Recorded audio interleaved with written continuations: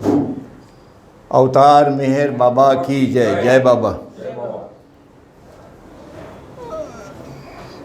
हमारे last programme के अंदर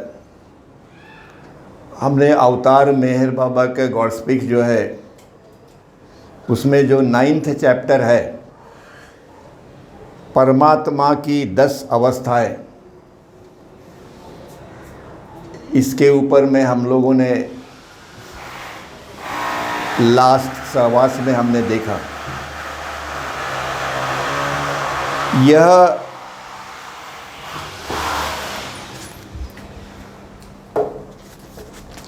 बाबा ये कहते हैं कि परमात्मा की ये जो 10 अवस्थाएं हैं,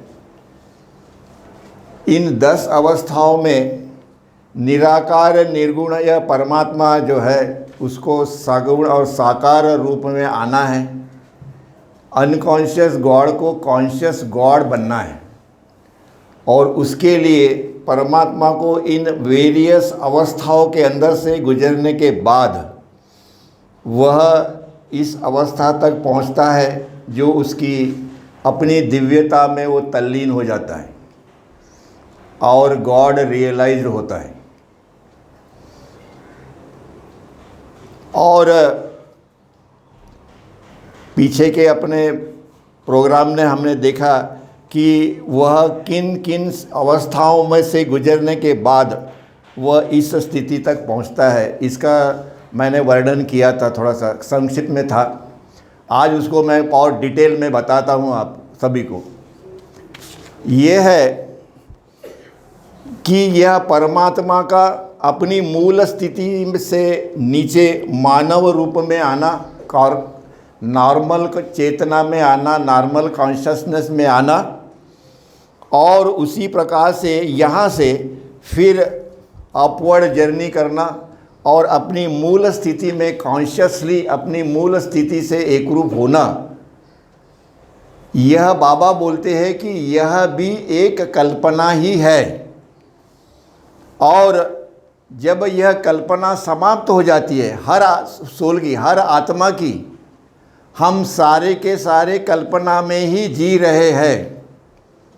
हम जीवात्मा हैं और हमको शिवात्मा बनना है और इसी के लिए इस ब्रह्मांड का सृष्टि का निर्माण हुआ है। पर यह परमात्मा सबसे पहले खुद जो पहला सोल था जिसने यह पूरी यात्रा की, वो है अवतार, जिसको हम लोग अवतार बोलते हैं। हमारे इसमें हम उसको गणपति बोलते हैं। बिना किसी के सहारे, बिना किसी का एडवाइस लेते हुए, किसी की भी मदद ना लेते हुए जिस आत्मा ने, सोल ने पहला यह पूरा प्रवास जो किया, वह पहला सोल है, वह पहला सद्गुरु था, वह पहला शिवात्मा था और वह पहला अवतार है।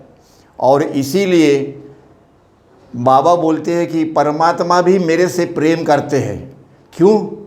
बाय दिस रीज़न कि वो पहला जो सोल है और इसलिए हम सब लोग गणपति की पूजा करते हैं। गणपति द फर्स्ट सोल कि जिन्होंने यह सारी यात्रा किसी का भी सहारा ना लेते हुए वो परमात्मा के उस अनंत स्थिति में विलीन हो गए। इसके बाद में जितनी भी आत्माएं आई उन सभी को किसी न किसी सद्गुरु का या अवतार का सहाय लेना ही पड़ा। इसके सिवा कोई भी आत्म साक्षात्कार हुआ नहीं है। पर पहला जो सोल था वो उसने आत्म साक्षात्कार उसको प्राप्त हुआ। और इसीलिए इस व्यक्तिगत आत्मा को पूर्ण चेतना मिल जाती है जब भी यह कल्पना समाप्त हो जाती है। हमारी जब कल्पना समाप्त हो जाएगी तभी हमको भी पूर्ण चेतना हमको मिलने वाली है।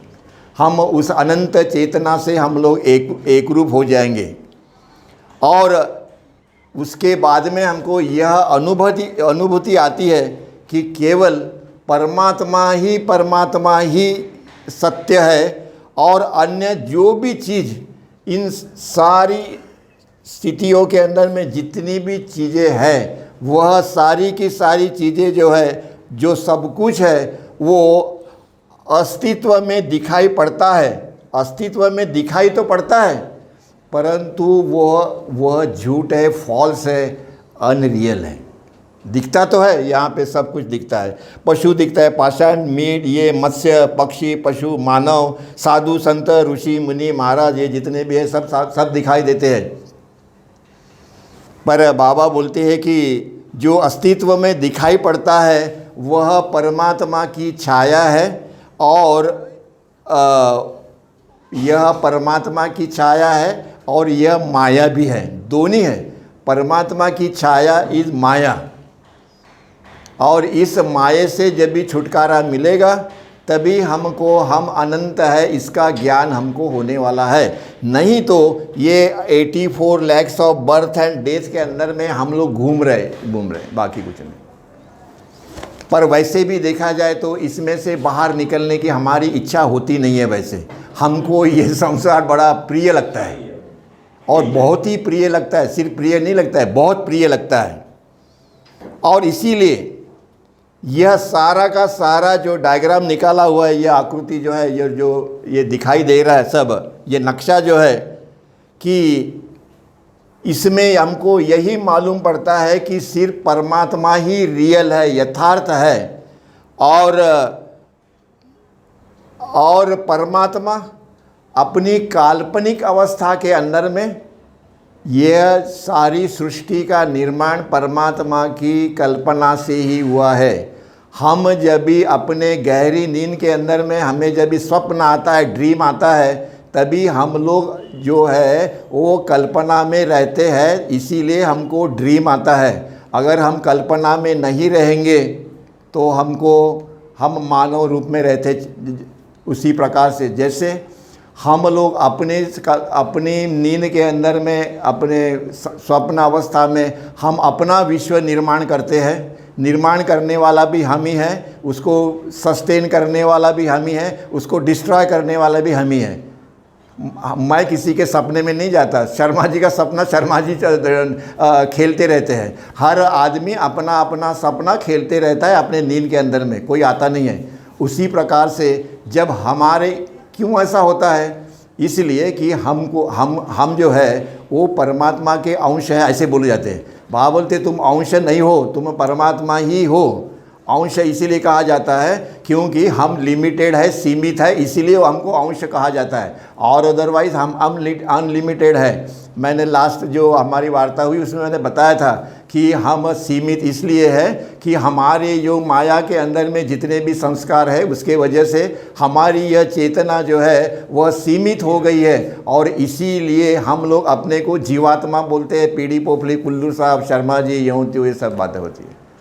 और ये सब कहाँ चलता है? भ्रम में चलता है। भ्रम में हम हंसते रहते हैं, रोते रहते हैं, और सब कुछ भ्रम के अंदर में ही होता है। और इसीलिए परमात्मा अपनी इन सारी की सारी इमेजिनरी कल्पना, इमेजिनरी स्टेट के अंदर में परमात्मा यहाँ से लेके यहाँ तक अपना आता है, घूमता है, चलता रहता है।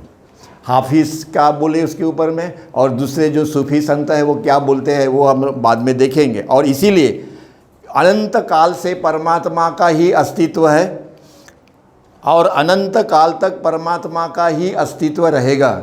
शुरू में भी परमात्मा है, आखिरी में भी परमात्मा है, पर उसके बीच में जो है, यहाँ पे भी परमात्मा है, इधर भी परमात्मा है। यहाँ से इतना जितना भी है, सारा का सारा जितना वर्णन किया हुआ है, इवन यह ईश्वर की जो स्थिति है वो भी कल्पना में ही है। बोलते कि यह यहाँ से नीचे जितना भी है सब कल्पना है। रियलिटी क्या है? सद्गुरु का अस्तित्व रियल है, और यह परमात्मा की जो दिव्य चेतना है यह जो है यह रियल है। ये ऊपर वाला जितना पोर्शन है वो सब रियल है, नीचे वाला जितना भी पोर्शन है ये सब जो माया के अंदर में, अज्ञान के अंदर में है। हमको ये क्यों जानना चाहिए? इसका महत्व क्या है? अगर हमको ये मालूम पड़ेगा, और अगर हम इसको बड़े ध्यान से और प्रेम से अगर देखें, सुने, तो हमारा किसी मंदिर में जाने की इच्छा नहीं होगी, कोई साधु के पास हम नहीं जाएंगे, इच्छा नहीं होगी, और कहीं जाने की हमारी इच्छा नहीं होगी। किसी को हम तेल तूप नहीं देंगे, पैसा नहीं देंगे, कुछ नहीं देंगे, ना नमस्कार करेंगे। क्यों? कि हमको ये मालूम ही नहीं है कि हम लोग आए किधर से और हमको जाना किधर है। सवाल ये है कि हमको नहीं मालूम। पर संतों ने, सदगुरु ने, अवतार ने कई बार युगों युगों में हमको ये बात बताई है कि तुम हो कौन एक्चुअली। और इसीलिए बीच में जितनी भी अवस्थाएं हैं, मैंने बताया था कि परमात्मा की ये मूल अवस्था और ये परमात्मा की एक रियल अवस्था और ये परमात्मा की दूसरी रियल अवस्था, इसके सिवा जितनी भी अवस्था इसके बीच में है, यह सारी की सारी काल्पनिक है। जब तक परमात्मा अपने थिंकिंग स्टेट में रहेगा तब तक ये सारा का सारा ब्रह्मांड जो है उसका अपना अस्तित्व है। जब भी इसकी कल्पना बंद हो जाएगी थिंकिंग, उसके बाद में हमारा थिंकिंग जब भी बंद होता है तो हम अपने साउंड स्लीप में जाते हैं, जिसका वर्णन अभी तक हम नहीं कर पाए। किसी ने बोला है कि मैं साउंड स्लीप के अंदर में ऐसा था, वैसा था, ये था, सगुण था, निर्गुण था, ये था, कुछ नहीं है। क्योंकि वो परमात्मा की मूल स्थिति है, रियल स्टेट है परमात्मा की।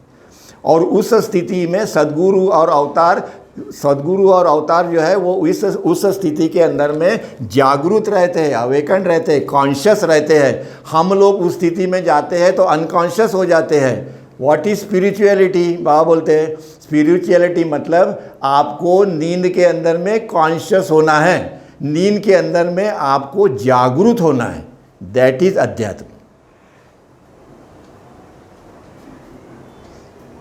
तुम जितना भी पर्वत चढ़ो कुछ नहीं होने वाला है, कुछ नहीं होगा। वो बुरा नहीं है। हम लोगों की वो स्टेज चली गई, अभी हम लोग अब सोचेंगे हम वही जाएंगे, तो ऐसे कैसे होगा? आप चौथी में हैं तो पाँचवीं में जाओगे कि आप पीछे में जाओगे, तीसरे में? और हम बोलते हैं कि नहीं हमने चौथी पास किया, अभी हम तीसरे में जाके बैठते हैं। हमारी ऐसी परिस्थिति है और इसीलिए लोग हमको आके बेवकूफ़ बना जाते हैं कि तुम्हारा ऐसा होगा, ये होगा, वो होगा, वो होगा, नहीं तो ये करो, वो करो, वो करो। कुछ नहीं करने का। बाबा बोलते कुछ नहीं करने का। मेरा नाम लो और बाकी सब मेरे पे छोड़ दो। तुम अपना काम करते रहो, उसको उसका अंजाम तक पहुंचाने का काम बोलता है मेरा है, तुम्हारा नहीं है, मेरा काम है। आपको काम से शुरुआत करना है। और इसीलिए नहीं नंतर आता है ते लिंक लागलेली आहे ना, ते संपलं की मग तुम्ही बघा। और इसीलिए इस्लामिक जो शास्त्र जो है उसके अंदर में ये कहा गया है कि वो परमात्मा आदि भी था, वो अंत में भी वही परमात्मा है, बाह्य में भी वही है और अंदर में भी वही है। सारी जगह अंदर बाहर, सारी जगह दाही दिशा बोलते हैं ना, ला परमात्मा का ही अस्तित्व है। बाद में जो मौलाना करके थे, एक सदगुरु थे, वो शबिस्तरी करके उनका नाम था, वो बोलते हैं कि परमात्मा ने क्या किया, एक दरवाजे से वो बाहर आया और ये सारे जगह घूमते घूमते इधर उधर सब घूमते रहा और बाद में दूसरे दरवाजे से वो वही दरवाजे से अंदर आया। एक दरवाजे से बाहर निकला और उसी फिरते फिरते वो अंदर चला गया, पर इसके बीच में ये वो यहाँ पे भटकते रहा और उसी दरवाजे से वापस गया। अपनी यात्रा में वो दर दर किनारा खाते हुए, धक्के खाते हुए वो फिरता रहा। वहाँ बोलते आप लोग ये सोचते हो कि मैं आप लोगों के लिए कुछ नहीं करता हूँ। बोलता है मैं ही पशु हूँ, मैं पशु बनता हूँ, मैं मानव बनता हूँ, सभी जातियों के लिए, पंथों के लिए मेरा ही अस्तित्व है और मैं ही सारी कष्ट मैं सहन करता हूँ। पर आप लोगों को नहीं समझ में आता है, आप लोगों को ये लगता है कि हमने सवेरे ये किया, वो किया, वो किया, सब कुछ किया। बोलता है आपने कुछ नहीं किया, जो किया वो मैंने किया। पर फिर भी हम ये कहते हैं कि नहीं मैंने किया हुआ है। वहाँ बोलते ऐसे नहीं होता है, और मैंने क्या कार्य किया और मैंने कितना कष्ट सहन किए, इतना बोलता है। उसके बारे में फिर बाद में हम कभी बताएंगे, अभी का वो ये टॉपिक है। इसलिए ये जो स्थिति है, यहाँ तक कल मैं आया था, आज मैंने उसको थोड़ा, क्योंकि लोग कुछ नए आए हुए हैं, उन्होंने वो सुना नहीं था, इसलिए मैंने उसको थोड़ा सा और बता दिया, इधर रिपीट किया। और परमात्मा की यह जो स्थिति जो है, बोलते कि यह स्थिति, ये परमात्मा की ये जो मूल स्थिति जो है, ये स्थिति कैसी है यह निर्मल स्थिति है और निष्कलंक ऐसी वो स्थिति है, और इसमें कहीं पे भी अदरनेस का कोई चांस ही नहीं है, दूजेपन का कोई चांस नहीं है। Other, no other, only God alone exist, उसके सिवा किसी को भी अस्तित्व नहीं है। पर मन कैसे मानेगा? मन नहीं मानेगा। मन बोलेगा क्या बात करते हो साला, इतना बड़ा ब्रह्मांड है, ये है वो है, और आप लोग बोलते हैं कि परमात्मा के अस्तित्व है, फिर हम लोग कहाँ से आए, हम लोग क्या करेंगे, सो एंड सो, ये पूरा अपने दिमाग में भरा रहता है। और इसीलिए दूजेपन को कहीं भी अस्तित्व नहीं है। इस स्थिति के अंदर में अपने साउंड स्लीप में ड्यूअलिटी को कोई मतलब नहीं है, एग्जिस्टेंस ही नहीं है। इसीलिए हमारा अपना जो अस्तित्व जो है वही परमात्मा है। हमारा अपना रियली इटरनली जो हमारा इनफाइनाइट एग्जिस्टेंस है, दैट इज़ कॉल्ड परमात्मा। हमारा वो अस्तित्व है, पर उस अस्तित्व से हम लोग भटक गए हैं, हमें उसकी कल्पना नहीं है, और इसीलिए हमारा अपना real existence is nothing but the God, is परमात्मा। बाबा बोलते हैं कि जब भी आप सद्गुरु के पास में जाते हो तो वो क्या करता है, वो तुम्हारा वो अज्ञान है वो दूर कर देता है। अज्ञान का जो पर्दा है उसको दूर कर देता है बस। पर वो अगर आपको मिल जाए तो बाबा बोलते कि तुम बेचैन हो जाओगे। अच्छा है जल्दी नहीं मिलता है, जब हम प्रिपेयर, इसलिए सद्गुरु कभी किसी को देता नहीं जल्दी। वो जब तक तुम्हारी तैयारी नहीं होती है तब तक सद्गुरु किसी को कुछ नहीं देता है। पहले वो अपनी तुम्हारी तैयारी करके ले लेता है, तुमको इंटरनली वो स्ट्रांग बनाता है, और उसके बाद में फिर तुम्हारे ऊपर में उसकी क्रिया चालू हो जाती है। कहीं ऐसा न हो कि हम उसके पास में जाए और भाग जाए, ऐसे नहीं होता है। वो एक बार उधर गए कि फिर वापस नहीं आने का, नहीं तो फिर वहाँ जाने का नहीं। बाबा बोलते फिर आओ मत, मेरे पास में आओ मत, अगर आप तैयार नहीं तो मत आओ। दुनिया में बहुत सारे साधु संत ऋषि मुनि महाराज है, वहाँ पे अच्छी पके आप खाना खाओ, सवेरे नाश्ता करो, आराम करो, सब कुछ करो, मेडिटेशन करो, ये करो वो करो, सब मिलेगा वहाँ पे। इधर नहीं आने का, क्योंकि इधर फायर है, इधर अग्नि है।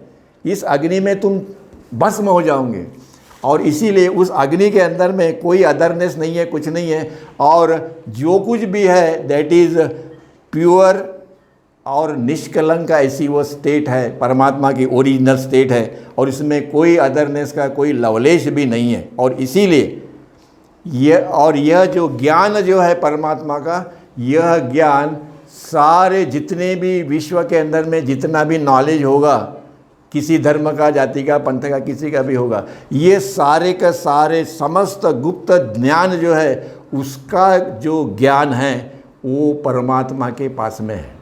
That is called knowledge. ज्ञान का मतलब कि 1000 साल के बाद में फलाने दिन, फलाने टाइम के ऊपर में, ऑन मंडे ये टाइम पे तुम क्या सोच रहे होंगे, ये वो सद्गुरु या अवतार को मालूम होता है। दैट इज़ ज्ञान। ये 1000 साल पहले या 10,000 साल पहले तुम क्या सोच रहे थे, दैट इज़ ज्ञान। हम 4 किताब पढ़ लेते हैं और हमको ऐसा लगता है कि हम कितने विद्वान हो गए। परमात्मा को इंटरनल और एक्सटर्नल दोनों ही उसको मालूम है, और इसीलिए यह समस्त आंतरिक जो सत्यता है, उसका सत्यता का सत्य अगर कुछ होगा तो वो है परमात्मा। और इसीलिए यह ज्ञान सारी समस्त शब्दों के परे है। इस ज्ञान को, इस परमात्मा को कोई उसकी व्याख्या नहीं करेगा, कुछ नहीं कर सकते, सिर्फ उसका हम अनुभव कर सकते हैं। उसको शब्दों के द्वारा उसका वर्णन नहीं होता, उसको समझाया नहीं जा सकता, वो वाद विवाद का कोई विषय नहीं बन सकता, वो कुछ भी नहीं हो सकता है। सिर्फ एंड सिर्फ परमात्मा का जीवन इस धरती के ऊपर में only to live the life of God and love God. परमात्मा का जीवन इस धरती पे जियो और परमात्मा से प्रेम करो। और ये दोनों भी चीज़ हम नहीं कर सकते, नहीं कर सकते। हम किसी को 1 लाख रुपया दान कर सकते हैं, पर किसी की सेवा करो बोलेंगा तो बोलता है मैं काय के लिए करूँ सेवा, मेरे को तो 2 लाख रुपया पगार मिलता है, ये तो कमाता नहीं कुछ नहीं, इधर उधर घूमते रहता है दिन भर और कुछ काम नहीं करता है, कुछ नहीं करता है, और इसकी सेवा हम करेंगे, नहीं होगा।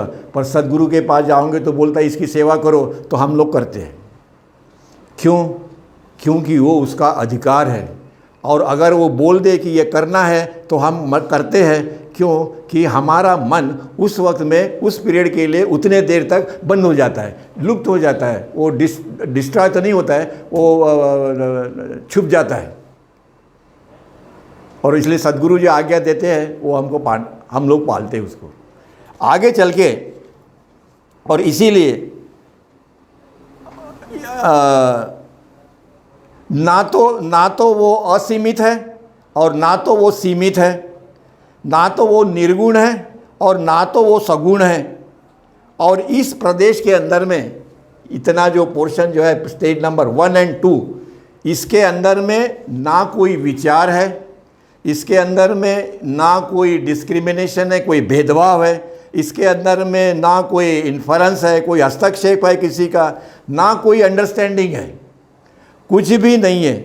और इस सारे इसको कोई भी इसको सारे पर या पंख जो है यह उसको रहेंगे, ये इसका कोई चांस भी नहीं है।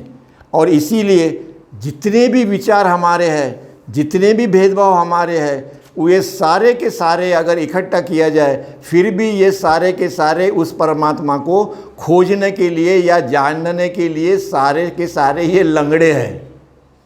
लंगड़े हैं मतलब इससे हम परमात्मा को ढूंढ नहीं सकते और परमात्मा के नज़दीक भी हम लोग जा नहीं सकते। अगर हमारे इसमें विचार है, डिस्क्रिमिनेशन है, हमारे इसमें जो कुछ भी है सब, अंडरस्टैंडिंग भी हमारी है, पर ये सारी बौद्धिक है। और इसीलिए बाबा बोलते हैं कि यह निरर्थक है और ये सब तुम्हारे जितने भी ये है सब लंगड़े हैं। इसलिए कोई भी अगर सद्गुरु हो उसके अगर हम उसके आश्रम में गए तो वो क्या बोलते हैं, सद्गुरु इधर बैठो, आओ बैठो, किधर से आए, क्या आए, ये सब पूछेंगे। और फिर उसके बाद में बोलो किस लिए आए, क्या आए, सब पूछेंगे, सब कुछ। तो बोलता है मेरे को परमात्मा चाहिए। Very good. बोलता है बहुत सालों के बाद में एक आदमी आया कि जो परमात्मा मांगता है, बाकी तो सब लोग भौतिक चीज़ें मांगते थे। तो कोई अध्यात्म कुछ नहीं, कोई ध्यान वहाँ पे कुछ नहीं, कोई मेडिटेशन कुछ नहीं, नथिंग, कुछ नहीं। क्या करो, यहाँ बैठो, मेरी बातें सुनो, तुम अपनी कहानी सुनाओ, कोई भजन सुनाओ या कुछ सुनाओ, और जो कुछ भी मैं बोलता हूँ वो तुम करते रहो। तो हमारा अपना जितना भी विचार है, थॉट्स है, जितना भी भेदभाव है, हस्तक्षेप है, हमारे जितनी भी हमारी समझ है परमात्मा के प्रति समझने के लिए जितनी भी कोशिशें हमने की है अपने लाखों जन्म में, वो सारी की सारी लंगड़ी है और निरर्थक है। क्योंकि त्याग, सेवा और प्रेम अगर ना हो तो इन सारी चीज़ों को कोई वैल्यू नहीं है, जीरो। फिर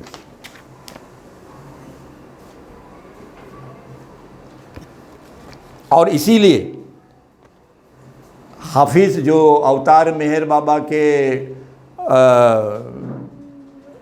प्रिय सद्गुरु तुकाराम महाराज, हाफिज़ और कबीर जी, उसमें से हफीज़ का, इन तीनों का बाबा बार बार उनके बारे में बोलते थे। और उनके दोहे अभंग जो भी है वो लोगों को बोलते थे, इसको बोलो, मेरे को सुनाओ, और उसका क्या स्पष्टीकरण है वो बाबा खुद देते थे कि क्या स्पष्टीकरण है। और इसीलिए वो कहते हैं कि देखो, यह कभी भी किसी को भी मन के द्वारा इसको समझ पाना अत्यंत कठिन है। मन के द्वारा अगर इसको समझने की कोशिश करेंगे तो वो अत्यंत कठिन है, हो नहीं सकता। और इसीलिए तुम उसको समझने की कोशिश मत करो या परिश्रम भी मत करो उसके लिए। वह सभी दिशाओं में है, वह स्वतंत्र है, और उसको कहीं ढूंढने का प्रयत्न भी मत करो। हम लोग ये सारी अवस्था में जाने के बाद में जब भी हम लोग यहाँ पे आते हैं पुनर्जन्म के इसमें, तभी हम लोग परमात्मा को अपने बुद्धि के द्वारा समझने की कोशिश बहुत करते हैं।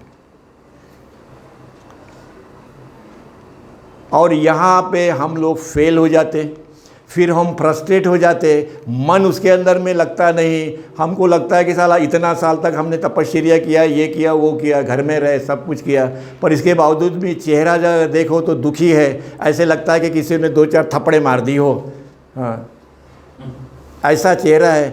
पर परमात्मा सद्गुरु बोलते हैं कि एक ही चीज़ बोलता है कि हमारे पास में अगर रहना है तो चेहरा जो है वो आपका आनंदी दिखना चाहिए।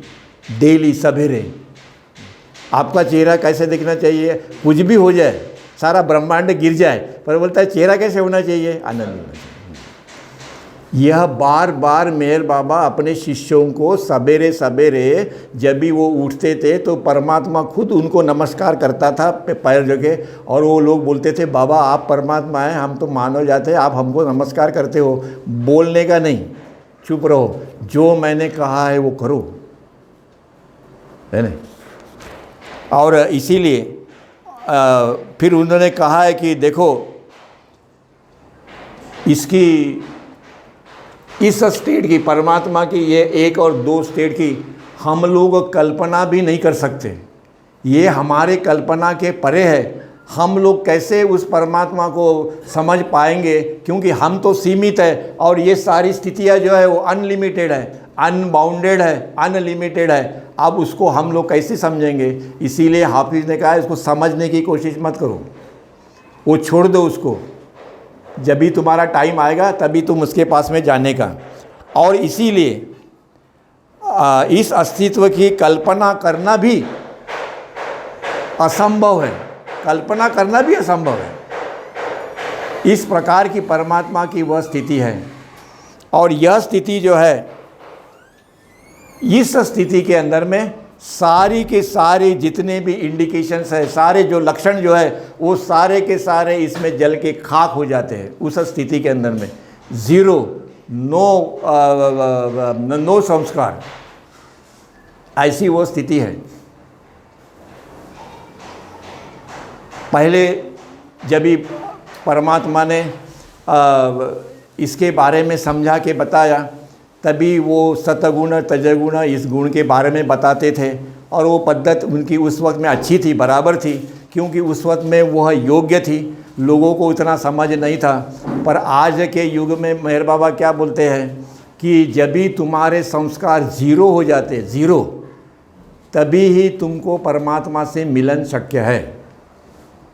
नो संस्कार, संस्कार लेस जब तक नहीं होती है ये चेतना, तब तक तुम्हें परमात्मा का दर्शन नहीं, परमात्मा से एक रूप नहीं हो सकते। और इसीलिए यह कार्य अवतार और सद्गुरु करते हैं। सद्गुरु ने इसको खुल के कभी नहीं बताया, इसका एक्सप्लेनेशन नहीं दिया कि ऐसा क्यों, पर अवतार ये नहीं टाल सकता। अवतार को अगर किसी ने पूछा तो अवतार को उसका जवाब देना ही देना है। एक बार सद्गुरु नहीं देंगे, क्योंकि सद्गुरु को मालूम है कि इनको बताने से कोई मतलब नहीं है, क्योंकि ये तो अभी केजी क्लास में ही पढ़ रहे हैं। वो केजी क्लास वाला है, वो एमए का क्या बताएगा उनको? नहीं बताते, वो बताते भी नहीं है। कभी एक आध बार मूड में अगर रहे तो बता देंगे, पर अवतार का ऐसे नहीं है। जो भी क्वेश्चन उनको पूछा गया उसका जवाब दिए बगैर वो रहे नहीं। हाँ, हालांकि वो 2 दिन के बाद में दिया होगा, 4 दिन के बाद में दिया होगा, फिर या वो घटना की राह देखते होंगे कि इस घटना घटित होगी तो उस वक्त में इसका सब जवाब देंगे, इसी प्रकार से।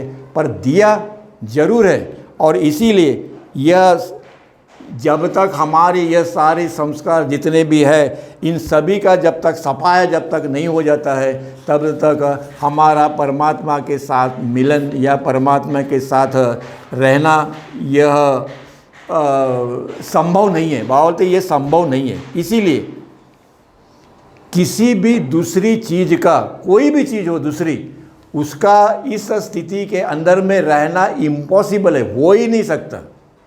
जो भी अपने को चीज़ें मालूम है ब्रह्मांड के अंदर में जितनी भी है, एनी डैम थिंग, वो सारी की सारी चीज़ें इस स्थिति के अंदर में होना इम्पॉसिबल है। हो नहीं सकता वो, और इसीलिए उसका किसी का उसमें अस्तित्व नहीं होता है, और जिसका संकेत दिया जा सके ऐसा किसी का उल्लेख भी वहाँ पे नहीं होता है। ऐसी वो स्थिति है जैसे हमारे गहरी नींद में किसी का भी अस्तित्व नहीं है, टोटल वैक्यूम है वो। वैक्यूम मतलब वो बाबा उसको कहते हैं डिवाइन वैक्यूम। वो डिवाइन वैक्यूम क्या है? परमात्मा की ओरिजिनल मूल स्थिति है जो अनंत है, इन्फिनिट है, और अपनी अनंतता के अंदर में वह परमात्मा अकेला है, बाकी कोई नहीं है, वहाँ पे कोई स्थिति नहीं है। बोलते इसका वर्णन करना बहुत कठिन है, समझना भी बहुत कठिन है, पर फिर भी अवतार मेहर बाबा ने उसका वर्णन किया, क्योंकि आने वाले 1000 साल के बाद में लोग पूछेंगे मानव जाति को, भैया मेहर बाबा आए थे धरती पे तो उन्होंने क्या क्या बताया? इस क्वेश्चन का उत्तर दिया कि नहीं दिया? और अगर नहीं दिया तो परमात्मा खुद खोद के अपने साथियों से पूछते हैं, पूछने को वो दूसरे को मजबूर करते हैं कि पूछो। और जब भी मंडली लोग बैठे रहते थे तभी अब कुछ चीज़ उनको बतानी है सीक्रेट, तो वो पूछेंगे कि भाई तुम मेरे साथ इतने दिन रहे 20 साल, तो तुमने क्या देखा, तुमने परमात्मा के बारे में क्या क्या सोचा? सारे सबको पूछेंगे इधर उधर से, तो सब लोग अपना अपना उत्तर देते थे और सबको बोलते थे तुम सब लोग बुद्धू हो, तुमको कुछ नहीं आता है। पर जवाब तो उनको देना है, और वो जवाब देने के लिए उन्होंने ये क्वेश्चन पूछा है। तो बोलते it is I who provoke you to ask this question, क्योंकि मुझे चाहिए इसका जवाब देना है। इसी प्रकार से इसलिए उन्होंने कहा है कि यह जो परमात्मा की स्थिति है, इस परमात्मा की स्थिति में सिर्फ परमात्मा क्या चाहता है या परमात्मा क्या कहेगा वही है, बाकी और किसी को कोई अस्तित्व नहीं है। और यही वह अवस्था है जिसके अंदर में परमात्मा जो है ना तो वो निर्गुण है और ना ही वो सगुण है, और ना ही वो निराकार है और ना ही वो साकार है। ऐसी ये स्थिति है। यह स्थिति कैसी है बोलते? ये स्थिति है इस प्रकार की है। पर फिर भी ये सवाल अपने मन में आता है, बार बार उठता है, तो फिर अवतार और परमात्मा में क्या फ़र्क है? ये सवाल तो आता ही है ना। और यहाँ हम लोग कंफ्यूज हो जाते हैं कि अवतार और परमात्मा ये दोनों में क्या फ़र्क है।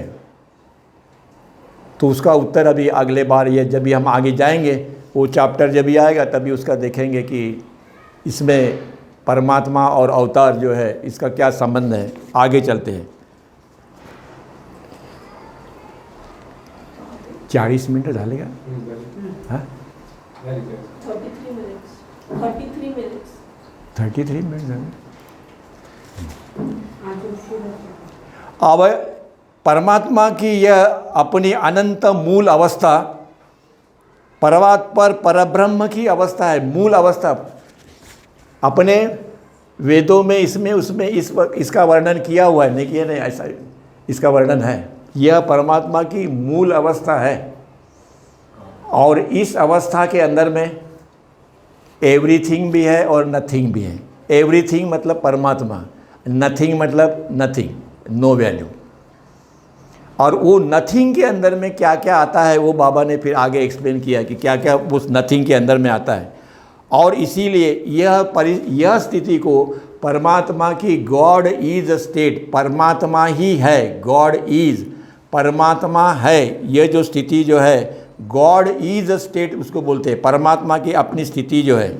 और इस परमात्मा की मूल अवस्था में केवल परमात्मा की अनंतता के सिवाय और कोई भी इसमें और किसी का भी इसमें प्रगटीकरण नहीं है।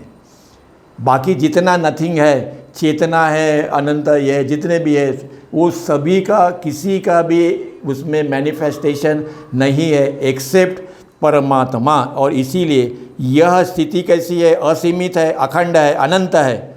इसी को बोलते हैं परमात्मा का डिवाइन वैक्यूम, ईश्वर की शून्यता। इस ईश्वर की शून्यता ही परमात्मा की मूल स्थिति है, कि जिस मूल स्थिति के अंदर में परमात्मा अपने इन्फिनिटी ऑफ इन्फाइनाइट्यूड, ऐसा वर्ड उन्होंने यूज़ किया है, अनंत की अनंतता जो है यह इसमें प्रकट होती है। सिर्फ अनंत की अनंतता ही इसमें मैनिफेस्ट होती है इस स्टेट के अंदर में। उसके सिवा ये जितना ब्रह्मांड है इसको कोई वैल्यू नहीं वहाँ पे, वो ज़ीरो है, नथिंग है। जैसे हम अपने ड्रीम के अंदर में जो देखते हैं वो सब नथिंग है, कोई वैल्यू नहीं है उसको, पर देखते तो है ना, अनुभव तो आता है कि नहीं आता है? आता है, पर वो ज़ीरो है, उसको कोई वैल्यू नहीं है, पर अस्तित्व तो है उसको। पर वो it is created by Maya illusion, भ्रम के वजह से ही उसकी निर्मित हुई है। और इसीलिए यह जो डिवाइन वैक्यूम जो है, इस डिवाइन वैक्यूम मतलब दैवी वैक्यूम के रूप में यह परमात्मा की अनंतता जो है वह मैनिफेस्ट होती है इस डिवाइन वैक्यूम के अंदर। और इसीलिए परमात्मा की बाकी जितनी भी स्थिति है, उसके परमात्मा के गुण हैं, परमात्मा के अनंत पहलू है, जितने भी एट्रीब्यूट्स है, एस्पेक्ट्स है, परमात्मा की चेतना है, अनंत चेतना है, सीमित चेतना है, बाकी जितना भी है वो सहित ये सभी शून्य के रूप में है। हमारे नींद के अंदर में हमारे सिवा और किसी को अस्तित्व नहीं है, और उस स्थिति में हम अनंत है, पर उसका हमें ज्ञान नहीं है। उसी प्रकार से परमात्मा अपने मूल स्थिति के अंदर में अनंत है, और उस अनंत के स्थिति में उस डिवाइन वैक्यूम में परमात्मा प्रकट होता है जो कि अनंत और अनंत है। उसके सिवा बाकी और किसी को कोई अस्तित्व नहीं है। तुम्हारे विचारों को, गुण को, एट्रीब्यूट्स को, उसको जितने भी उसके एट्रीब्यूट्स है, अनंत चेतना है, ये है, वो सारे के सारे शब्द शून्य के रूप में है। और हमको क्या लगता है कि हमारे पास में कितने गुण हैं, कितने पहलू हैं मेरे पास में, मैं कितना ये हूँ, कितना ज्ञानी हूँ, अज्ञानी हूँ, जो भी है सब। और परमात्मा के पास इसका कोई वैल्यू नहीं है, नो वैल्यू। और इसीलिए इस अखंड अनंत ईश्वरीय शून्यता, उस असीमित अखंड अनंत ईश्वरीय शून्यता, सब कुछ इसमें सारा का सारा जितना भी कुछ है परमात्मा को छोड़ के, वो सारा का सारा इसके अंदर में है, नहीं ऐसे नहीं है, परंतु उसको अपना खुद का अस्तित्व नहीं है।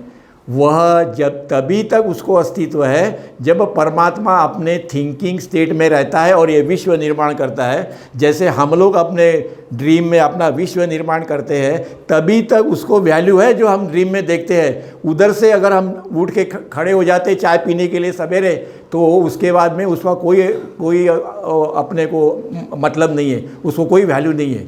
भला ही तुम वो ड्रीम के अंदर में राजा हो, तो ऐसा थोड़ी है कि सवेरे उठ के तुम राजा का रूप धारण करोगे, ऐसे नहीं है, वैल्यू कुछ नहीं है उसको।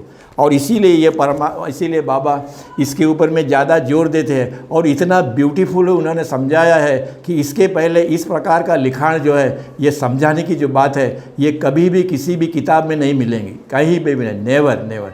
इतना डिटेल उन्होंने समझाया है कि इतने कष्ट उन्होंने सहन किए कि जब वो बोलते नहीं हैं, 40 साल तक मौन रहने के बाद उन्होंने ये सारा का सारा एक्सप्लेनेशन दिया हुआ है। और आगे वाला आदमी जो है, जो लिख रहा है, उसको जब नहीं समझता है तो परमात्मा को 4 बार उनको बताना पड़ता है, 6 बार 8 बार। वो एरज भाई तंग हो जाते थे, बोलते बाबा समझ में नहीं आया, तो वो फिर से बोलेंगे, समझ में नहीं आया फिर से बोलेंगे। ये गॉड स्पीक्स को लिखने के लिए 1938 में शुरू किया था, वो 1952 में ख़त्म हो गया, 14 साल लग गए।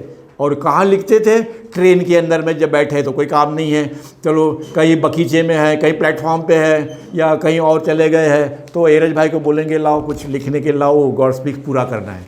14 साल के बाद में हुआ, पर अल्टीमेटली जब ही हुआ तो बाबा अत्यंत खुश थे क्योंकि बहुत अच्छा काम हो गया था। और इसीलिए इस स्थिति के अंदर में, ये दोनों जो स्थिति है, इसके अंदर में परमात्मा सब कुछ है, एवरीथिंग है, और उसके अंदर यह जितना भी है इल्यूजन है, माया है, जितना भी है चेतना, यूँ तो ये सारे का सारा उसके अंदर में है, पर उसको अपना खुद का अस्तित्व नहीं है, एक्सेप्ट परमात्मा का अपना अस्तित्व। और बार बार बाबा ये कहते हैं कि आप आत्मा नहीं हो, जब तक आप समुंदर से बाहर हो तब तक ही आत्मा को अस्तित्व है।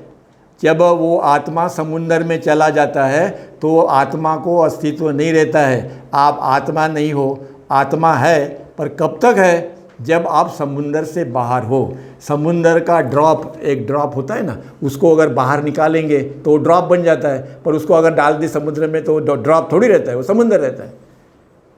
तो हम लोग जो आत्माएं जितनी भी है, ये आत्मा है जो है ये अनकॉन्शियस है, हमको कॉन्शियस होना है, और इसी के लिए ये है। अभी मैं यहीं समाप्त करता हूँ, बाकी का जो आगे है वो अगले इसमें देखेंगे। और इसीलिए इसको क्यों सुनना चाहिए, इसको क्यों आप मुझे मालूम है कि ये समझने में कठिन है, क्योंकि मुझे लिख के इसका नोट निकालने में मेरा पसीना छूट जाता है। हाँ, तो ये बात सही है कि कठिन है, परंतु जितना इजी हो सके उतना इसको मैंने सरल बना दिया, जितना मुझे समझ में आया उतना। क्यों कि हर आदमी को यह जानना बहुत ज़रूरी है कि परमात्मा क्या है, अवतार क्या है, सद्गुरु क्या है, हम कौन है, हम कहाँ से आए, हमको कहाँ जाना है, और हम किस खोज में लगे हुए हैं, हमारी खोज क्या है। अवतार मेहर बाबा की जय। जय बाबा। हाँ, एक बंद।